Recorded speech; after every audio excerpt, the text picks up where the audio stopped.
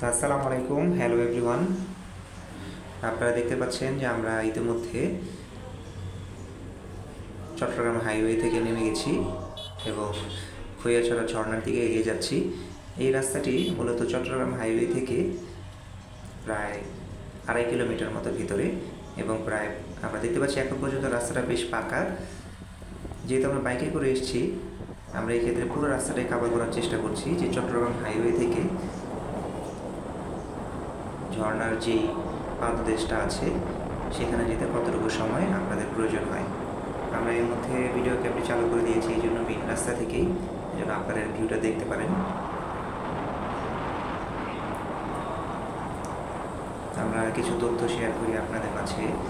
আপনারা জানেন যে এক্ষেত্রে যেহেতু আমরা বাইক ট্যুরে এসেছি, আমাদের একটা ওল্ড বাইকার্স ক্লাব থেকে আমাদের নিজের অর্গানাইজ করা, এবং সেই ক্ষেত্রে আমাদের বেশ কিছু বাইকার আগ্রহ প্রকাশ করেছিল, কিন্তু কিছু সাময়িক অসুবিধার জন্য আসতে পারেননি। তাদের জন্য অবশ্যই সহমর্মিতা রয়েছে। যারা বাসে করে এখানে আসতে চান তাদের জন্য সহজ ওয়ে হচ্ছে ফকিরাপুল বা আরামবাগ বা সায়দাবাদ থেকে আপনারা বাসে উঠতে পারেন। সেক্ষেত্রে আপনারা যদি রাতের বাসে উঠেন তাহলে আপনারা ভোর নাগাদ এখানে পৌঁছে যাবেন। যেহেতু রাস্তা খুব একটা বেশি না, ঢাকা থেকে মাত্র 210 কিলোমিটারের মতো ডিস্টেন্স এ পর্যন্ত।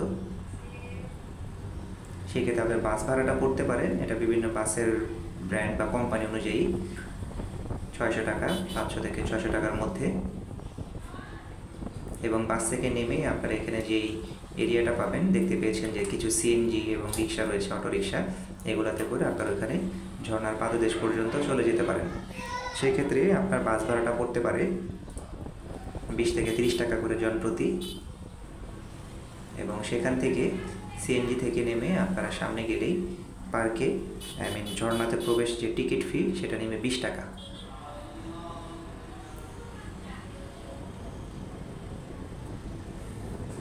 ইতিপূর্বে আমরা এখানে যখন এসেছিলাম তখন এত ঘরবাড়ি এবং এত বসতি এখানে ছিল না এবং রাস্তাও পাকা ছিল না। এখন দেখা যাচ্ছে রাস্তাও বেশ অনেকটা পাকা,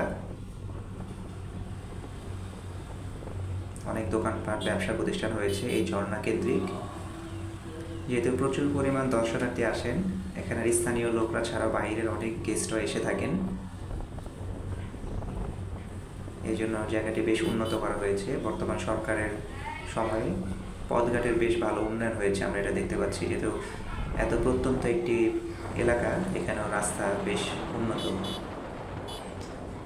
পাহাড়ে ট্রেকিং করার ক্ষেত্রে আমরা নতুনদের জন্য কিছু পরামর্শ রয়েছে, এবং তা হচ্ছে যখন আপনারা বাইক বা সিএনজি থেকে নামবেন, পাহাড়ের উদ্দেশ্যে রওনা হবেন কাছাকাছি, এর আগে বেশ কিছু দোকান পাবেন।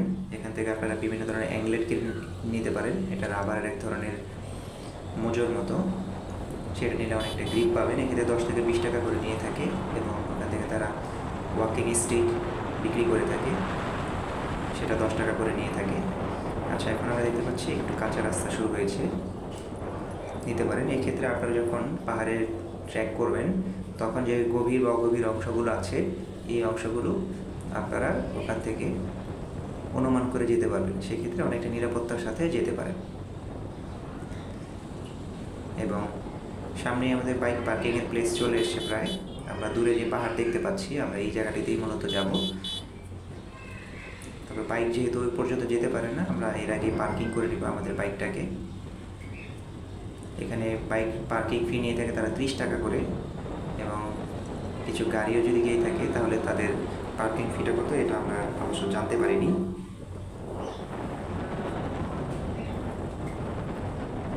পাহাড়ে ওঠার আগে আপনারা যে দোকানগুলো পাবেন, কিছু হোটেল রেস্তোরাঁ পাবেন, এদের খাবারের মান মোটামুটি সবার প্রায় একই রকম এবং প্রাইসিংও একই রকম।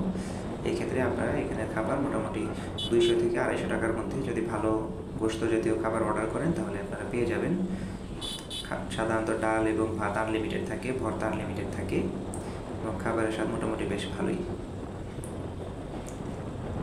আমরা এসেছিলাম আমাদের সকালের নাস্তা এবং দুপুরের খাবার। আমরা সকালে হাইওয়েতে নাস্তা করেছিলাম মায়ামি রেস্তোরাঁয়, সেক্ষেত্রে জনপ্রতি 125 টাকা খরচ করেছিল, এবং এখানে দুপুরের খাবারে 225 টাকা। সেক্ষেত্রে আমাদের প্রায় 350 টাকার মধ্যে বেশ ভারী একটা খাবার হয়েছিল।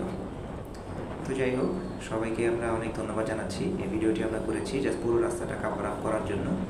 আপনাদের যদি কোনো ধরনের পরামর্শ বা মতামত থাকে আপনারা আমাদের কাছে শেয়ার করতে পারেন, জানাতে পারেন। আমরা অবশ্যই সেটা গ্রহণ করব এবং চাইলে আপনারা আপনাদের পরিবারের মাঝে এটা শেয়ার করতে পারেন যদি এটা হেল্পফুল মনে হয়। সবাইকে অনেক অনেক ধন্যবাদ। ভালো থাকবেন এবং সুস্থ থাকবেন। আল্লাহ হাফিজ।